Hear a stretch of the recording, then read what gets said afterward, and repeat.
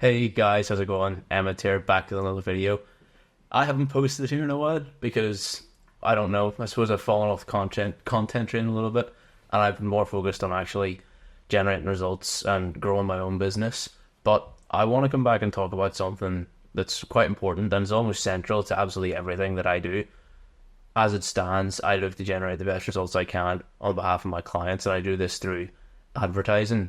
To keep it simple, I do it through Facebook and Instagram advertising, and then obviously I have automations and funnels and everything in the background as well. But that's where uh, the main flow of customers come from. It's through the advertising, and I want to talk today about what actually makes that tick and what makes that work, and how you can make it work for yourself as well.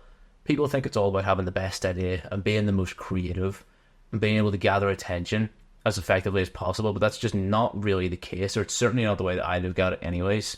It might come down to that in a form, but you don't determine it off of creativity or off of a feeling or off of looking at something and being like, oh wow, it's definitely going to work because it looks amazing. That's not really the case. Believe it or not, the secret topic that I have been building up here for over a minute, really no need, is the importance of metrics and data analysis and numbers.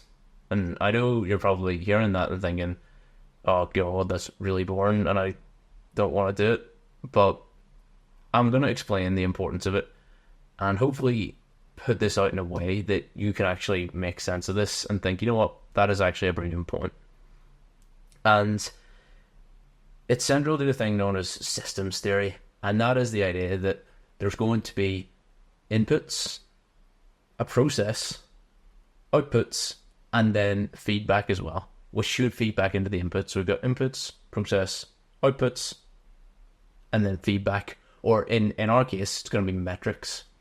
And for us, we've got the input. The input is going to be a form of ad or a form of marketing strategy. We can go ahead, we can take, so for me, in my case, I would take, to put it simply, I take 15 different ads for every campaign that I launch. So I take 15 different ads as the inputs. The process is going to be the viewers and the audience seeing this. And the outputs is going to be a certain number of leads or a certain number of return, or a certain figure for return on investment into my client's bank account. And then we have feedback. And we can pick up on that feedback to determine our future inputs. So say, for example, we test those 15 and we find that 3 out of those 15 ads are really awful. Nobody looks at them. Nobody cares about them. And that is the process. So the input is the 3 ads that don't work. The process is people ignoring these ads. The output is no return on investment.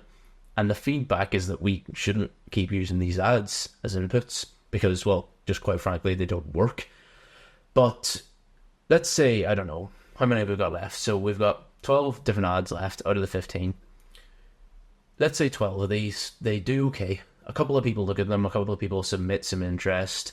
They say, oh, maybe let me see more. Maybe they like it, they share it with their friends, something like that.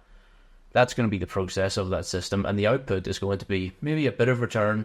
You're going to get some inquiry, some bookings maybe off the back of this input. The feedback on that is that, yeah, this is okay. We can probably profit using this system and we can probably maintain it. But I've heard so much about Facebook ads and I've heard so much about advertising, and this kind of doesn't really live up to the hype that I've certainly seen and certain gurus have preached online, but that's a story for another day. But we've got 2 ads left here out of the 15, and they might go into the system and they might be seen by the viewers and they think, oh my god, these are amazing. Where can I find out more? I'm so interested in this. And the output of that input is going to be a lot of leads and a lot of interest and a lot of bookings and a very large return on investment. And the feedback from that is going to be that, well, keep using this style of ad. And basically what we're learning there is that by testing a load of different styles of creative or styles of audience or whatever it may be, you're going to have your different styles of inputs. And I've got plenty of other videos to talk about different things that you can test. But we take these 2 inputs out of the 15 that happen to do very well. Essentially what we've done is we've run an effective test we found an effective system which generates a good return on investment, which generates good outputs. Outputs is what we're looking for. And input processes that people are interested in this. The output is lots of return on investment. We take the feedback into the inputs, and we input more of this stuff into the system and less of the stuff that didn't work. And this is applicable for quite literally anything. So I'm using this in the case of ads that I'm running on behalf of clients. So we can run different styles of creative. We can run different audiences. We can run anything, whatever it may be. You can test lead forms. You can test landing pages. You can test times of the day that you increase your budget. You can do whatever you want. And if you find that the outputs and the feedback on this are stronger as a result of testing different input, all of a sudden you have found a more effective system, a more effective method to generate interest through advertising. And yeah, that's essentially all that this is. This is sort of, in summary, the scientific method. And the scientific method is the idea that you have a theory, you have a thesis, and this is where people go wrong. They think, oh, well, I'm going to put so many hours into all this work, and I'm going to state this idea, and I saw this famous marketer try this, so I'm going to spend so many hours trying to replicate it. And I think the more effort that they put into it, obviously the better the returns are going to be, but that's not the case. You can spend thousands on a system, and you could spend thousands of hours on it as well, and you might find that the feedback is really bad. You might not get any output that is actually worth your time, and all of a sudden your metrics are awful. If you could be putting £1,000 in a day, and you could be making nothing off the back of that, but you might get something that you take zero effort to prepare, and it ends up actually getting 10x the return of the very labor-intensive, very time-intensive campaign that you set up.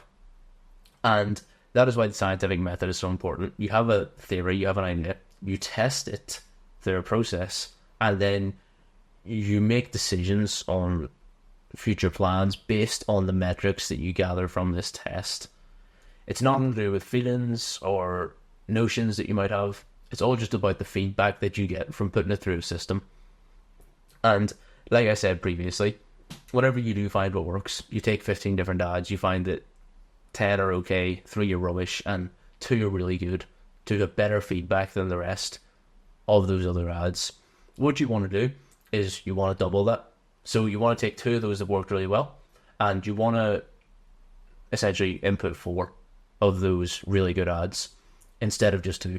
But this time you want to come up with a new idea. So this is back to the scientific method.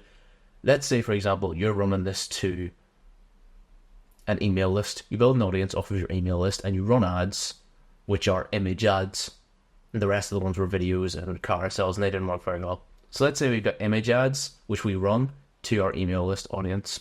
You might find that the output is really good from that. What you want to do is now implement the scientific method. You want to double down on those ads that work, except this time we're going to create 2 new ones, and you're going to test a different lead form, and you're going to test a different follow-up process with those leads.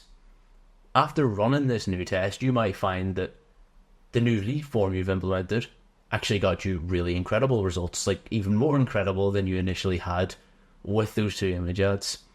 And you might find that the follow-up process didn't work so well, and the metrics were poor. So what you find now by running this test is that implementing the new lead form generates better outputs, and the follow-up process generates worse off outputs, essentially. So what you want to do is you want to double down the lead form, try something new, and run through the system again. And the whole idea is that you run all these tests, you generate all this information, you generate all this feedback. You want to take that and just implement new ideas. Watch the metrics, watch the data that comes back in as a result of this test, and constantly implement new stuff over time to continuously improve that system, continuously improve your ads, your service delivery, even your outreach. You can do this for outreach, of course, as well, but I'm not here to talk about outreach. It's a topic for another day. This is just results driven, but the idea still remains the same. But yeah, guys, variety is your best friend, and new ideas and constant testing. Even if you find something that works and you're thinking, oh, I'm happy with this, you can still implement new ideas to try and find even better results on top of what you're already doing. So if you have any questions for me, drop them down in the comments. You can find me over on Instagram as well, always active over there. But for the small amount of people who are actually tuning into my videos, I really do appreciate it. We're coming up on 50 subscribers pretty soon, which I don't know. I never really thought it would happen, but I just sort of did this along the side. I guess the more effort you put in, the more of an audience you build over time. Anyways, nobody really cares about all that stuff. But I do appreciate you guys. Thanks so much for your time, and I look forward to seeing you in the next one as well. Cheers.